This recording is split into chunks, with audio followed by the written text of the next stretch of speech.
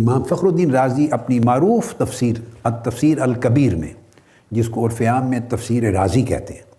اس میں کہتے ہیں کہ یہ جو علوم لدنیہ ہیں جس کو قرآن مجید نے کہا وَعَلَّمْنَاهُ مِن لَدُنَّا عِلْمًا، کہ ہم نے اپنی بارگاہ کا علم خاص ان کو عطا کیا تھا۔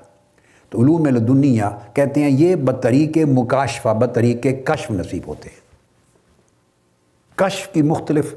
صورتیں ہیں، مختلف درجے اور مراتب ہیں، مگر ایک بات طے فرماتے ہیں کہ یہ علم لدنی صرف بطریق کشف حاصل ہوتا ہے۔ اور کشف سے مراد کیا ہے، اس پر ہم تفصیلی گفتگو پچھلی نشستوں میں کر چکے ہیں کہ حجاب اٹھا دیے جاتے ہیں،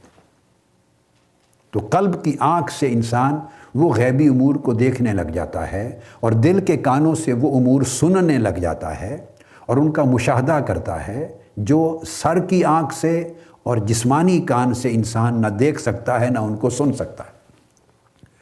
تو جو حجابات کے اٹھ جانے سے ماورائی حقائق جو ورائے حجاب تھے،